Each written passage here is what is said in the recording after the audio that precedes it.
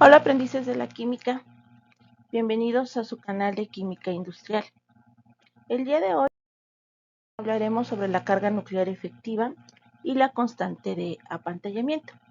Vamos a partir de la definición de un átomo polielectrónico.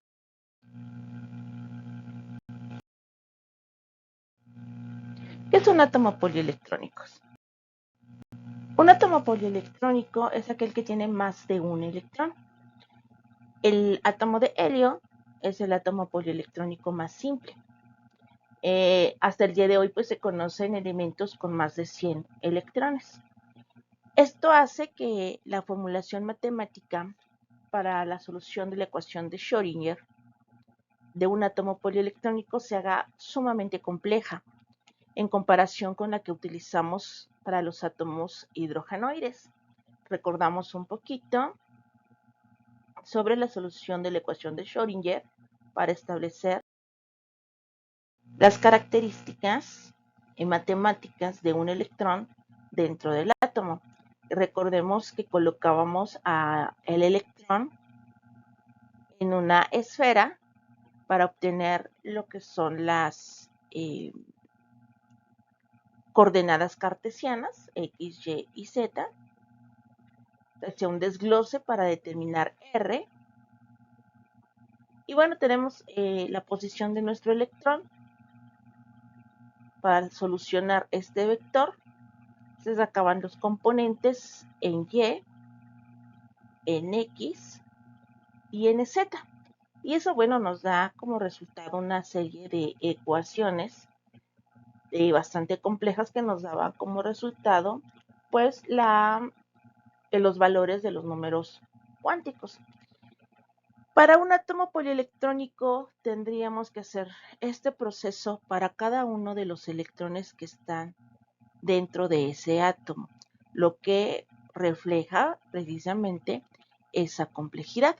En un átomo polielectrónico de n electrones, la correspondiente ecuación de Schrödinger va a contener tantas n coordenadas o 3n coordenadas por cada electrón, o sea, 3 por cada uno de los electrones presentes en el átomo. Entonces, para el átomo de helio, que tiene 2 electrones, tendríamos que tener 3n veces por cada electrón que contiene. Serían, en este caso, 6 ecuaciones que tendríamos que resolver para el átomo de helio.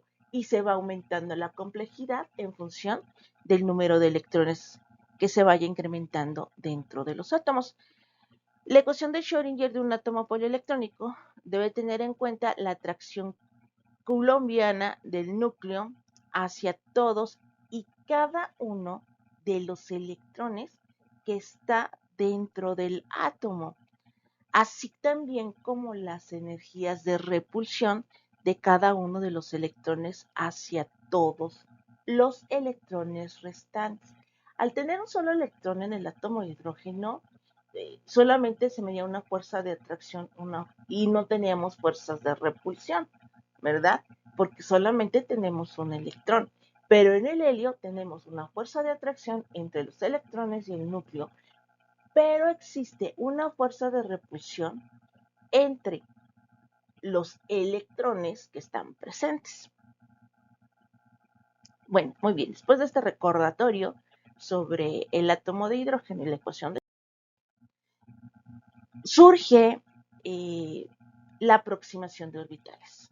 Para darle solución a esta ecuación o darle solución a la energía de los electrones dentro de un átomo polielectrónico, pues surge aproximación de orbitales.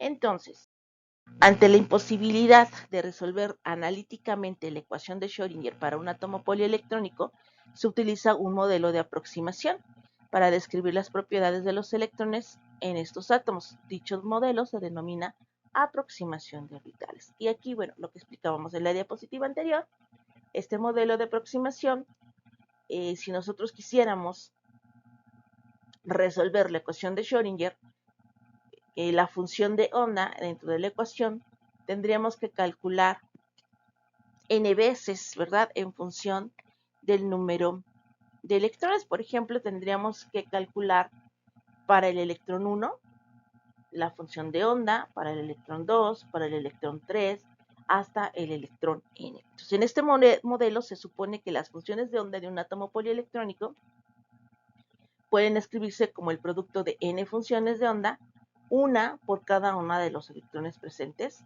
dentro del átomo, y esta sería la representación de la ecuación de Schrödinger para un átomo polielectrónico. Y bueno, lo que estábamos explicando acerca de las repulsiones.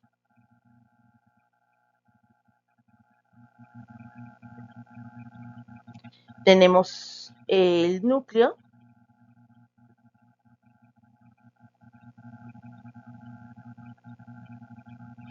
tenemos nuestro primer electrón en R1,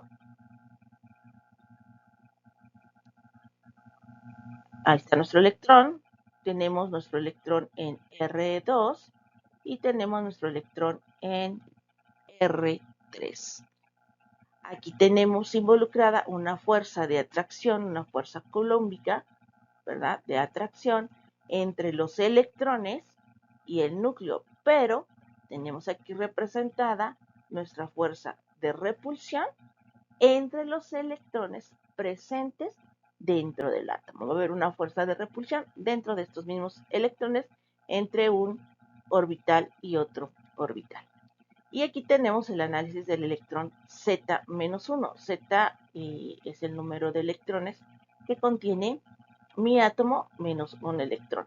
Cuando nosotros medimos, y esto lo vamos a ver en la constante de apantallamiento, medimos esta atracción o esta repulsión, va a ser a partir de tomar el último electrón de nuestro átomo.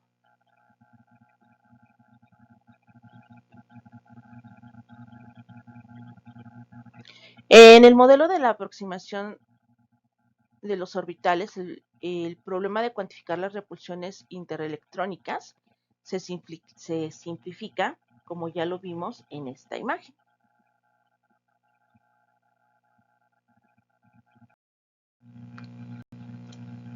Bueno, para poder calcular esta aproximación de orbitales, utilizamos la carga nuclear efectiva.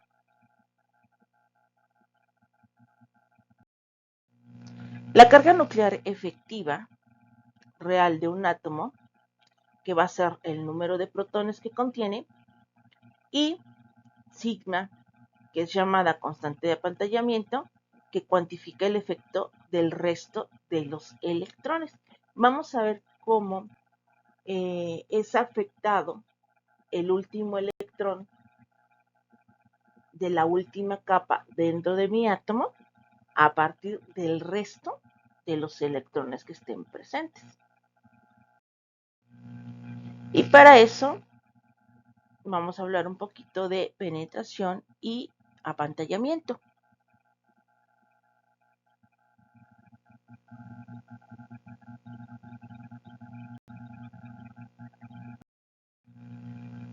¿Qué es el efecto pantalla?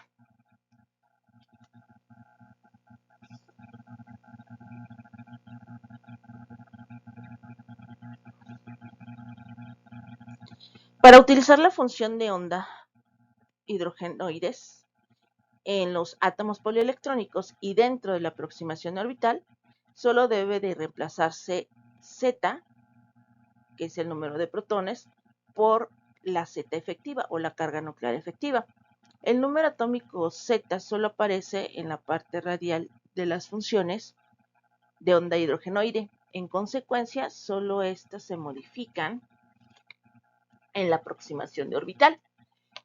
Las partes angulares no se modifican debido a la hipótesis de considerar las repulsiones interelectrónicas de simetría esférica. Para el efecto pantalla, tenemos que el orbital 2s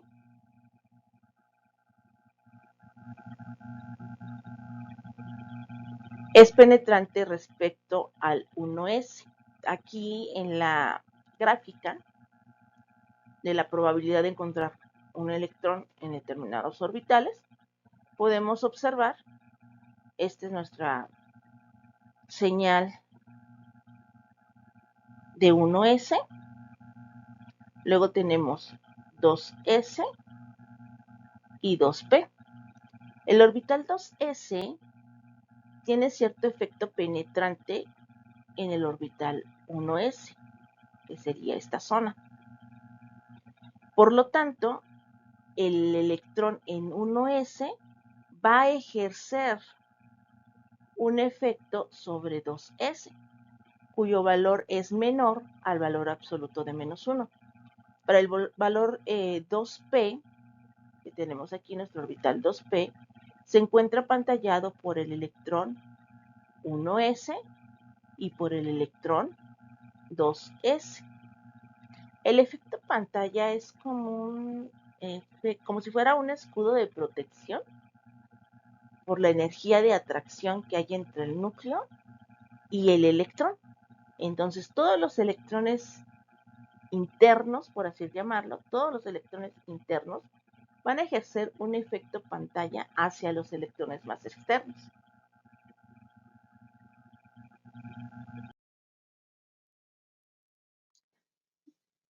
Entonces, la constante de apantallamiento la vamos a calcular a partir de unas reglas propuestas por Slater. Slater propone esta serie de reglas para evaluar el efecto pantalla del resto de los electrones hacia un electrón determinado en un átomo polielectrónico. Como ya lo hemos explicado, los electrones más externos son apantallados por los electrones internos, esto es, son protegidos de la fuerza de atracción, ¿verdad?, del electrón, de los electrones contra el núcleo hacia los últimos electrones. Muy bien, estas reglas de Slater se basan en la agrupación. La primera regla nos dice que una vez teniendo la configuración electrónica de nuestro elemento, debemos de agrupar los electrones que estén presentes en este orden. El grupo 1s o 1s es un grupo, 2s, 2p es otro grupo. Si se dan cuenta, tenemos una agrupación o las agrupaciones van en función de sp, df. En el caso de que no haya F, solamente queda D, como en el caso del nivel 3. En el nivel 4 sí tenemos 4D, 4F. En el nivel 5 también, 5D, 5F. En el nivel 6 solamente tenemos D, solamente queda D. ¿Ok?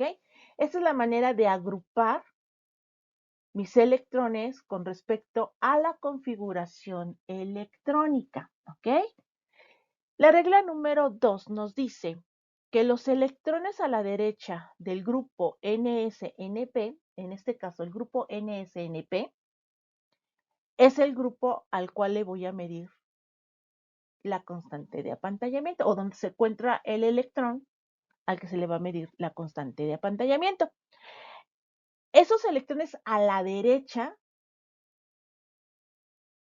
no son eficientes. ¿Qué quiere decir? Que no contribuyen en nada a mi constante de apantallamiento. ¿Ok? O sea, si yo voy a medir, por ejemplo, aquí en mi agrupación, yo voy a medir mi configuración o quiero medir la constante de apantallamiento para un electrón que se encuentre en el nivel 4s, 4p. Aquí se encuentra mi electrón en este grupo. Los electrones que se encuentren posteriores a este grupo, o sea, en el 4D, 4F, 5S, 5P en adelante, no contribuyen a la constante de apantallamiento, ¿sí? Porque no están protegiendo a mi electrón. Sin en cambio, todos los electrones que están antes de mi grupo 4s, 4p, todos estos de acá, estos sí contribuyen a mi constante de apantallamiento, ¿ok? A eso se refiere mi regla número 2. La regla 3 nos dice que todos los demás electrones en el grupo NSNP, o sea, todos los que están en mi ejemplo anterior que estaban en 4s, 4p, todos los electrones que estén en ese grupo, a excepción del que le voy a medir, la constante de apantallamiento, van a tener una contribución de 0.35, ¿sí? En NS-NP, en el mismo grupo, tienen un 0.35. La regla número 4 nos dice que todos los electrones en las capas N-1, todos los electrones en los grupos N-1, cuando yo estoy midiendo en un NS-NP, todos los que están antes de van a contribuir con 0.85 a la constante de apantallamiento. Esa es la reglita número 4. La reglita número 5. Todos los demás electrones en la capa N-2 o en capas menores contribuyen a 1. Si yo estoy midiendo electrones en NS, NP, todos aquellos que están en N-2 o N-3 o N-4 o N-5 van a contribuir con 1, o sea, contribuyen completamente a la constante de apantallamiento. Lo cual significa que estos electrones en la capa N-2 o en capas menores apantallan totalmente a los electrones de la capa N. En el caso de un electrón que tengamos en D o en F, la regla número 1, de la 1 a la 3 persiste, ¿sí? Si tenemos electrones en ND y NF, para el mismo grupo vale 0.35, que es nuestra reglita número 3.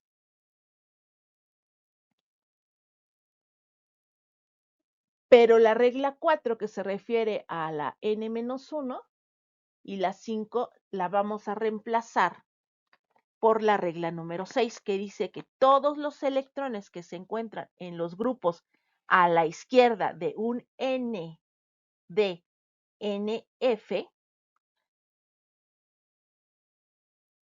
apantallan en forma completa a los electrones de OF, es decir, todos aquellos electrones que estén antes de un ND, un NF, todos contribuyen con 1, ¿ok?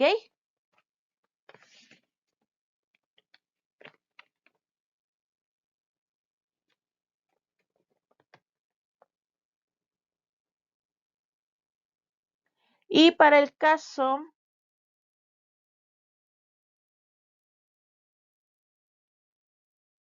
de todos los electrones o de los electrones en 1s, en el mismo grupo toman valores de 0.3. ¿Ok? Bueno, veamos un ejemplo. Tenemos el átomo de flúor. Vamos a calcular la carga nuclear efectiva para este átomo. Tiene número de protones de 9. Agrupamos, ya haciendo configuración electrónica, agrupamos, nos quedan 1s, 2, 2s2 y 2p5, que aquí nos da en total 7 electrones. Ya que están agrupados, vamos a asignarles los valores correspondientes. Y nos dice que todos los electrones que se encuentran en la capa NS, NP, que es nuestra regla número 1, toman valores de 0.35. Y todos aquellos electrones que están en N-1 toman valores de 0.85. Entonces, aquí de 0.85 en total tenemos 2 electrones, 2 por 0.85. De la capa NS-NP tomamos 6 electrones porque al último es al que le estamos midiendo la carga nuclear efectiva y la constante de apantallamiento. Entonces tenemos en total 6 electrones por 0.35. Eso nos da un total de 3.8. La carga nuclear efectiva entonces va a ser igual a 9 menos 3.8 y nos da un valor de carga nuclear efectiva de 5.2. Ok, aquí tenemos otro ejemplo para el caso de arsénico, que tenemos 33 protones. Vamos a agrupar de acuerdo a su configuración electrónica. Tenemos 1s con 2, 2s2p con 8, 3s3p8, 3d10 y nuestra capa o nuestra última capa 4s4p con 5 electrones. Entonces vamos a calcular la carga nuclear efectiva para el último electrón que se encuentra en nuestra capa 4S, 4P. Muy bien. Ya que están agrupados, asignamos valores. Tenemos, bueno, vamos a partir de nuestra capa. Vamos a poner puntero. Vamos a partir de nuestra capa final, sería la 4S, 4P. Nuestros electrones en esta capa, nuestra capa N, van a tener un valor de 0.35. Luego tenemos la siguiente capa N-1. Ahí tenemos AD con 10 electrones y tenemos a SP con 8 electrones. Ambos van a tener un valor de 0.85. Los electrones en D y los electrones en SP. Luego tenemos nuestra capa N-1 mayor. Tenemos una N-2. Esta N-2 con 8 electrones contribuye completamente a mi constante de apantallamiento en 1. Y la capa 1S, que también sería una capa mayor a N-1, que sería N-3, también contribuye totalmente a la constante de apantallamiento. Eso hace que si tenemos aquí 2 y 8, tenemos en total 10 electrones que contribuyen o que apantallan completamente, tienen un valor de 1. Para la siguiente N-1 tenemos 8 y 10, 18 electrones que contribuyen con 0.85. Y en nuestra capa N tendríamos en total 4 electrones, porque recuerden que al último es al que le vamos a medir, ese no lo contamos. Entonces sería 4 por 0.35, eso nos da un valor de 26.7. La carga nuclear efectiva para mi átomo de arsénico es 33 menos 26.7, igual a 6.3. Y este sería mi valor de la carga nuclear efectiva. Ok, ahora te toca a ti. Vamos a calcular la carga nuclear efectiva para N11, que sería sodio 11, cadmio 48, potasio 19 y yodo 53. Gracias por tu atención y nos vemos en la próxima.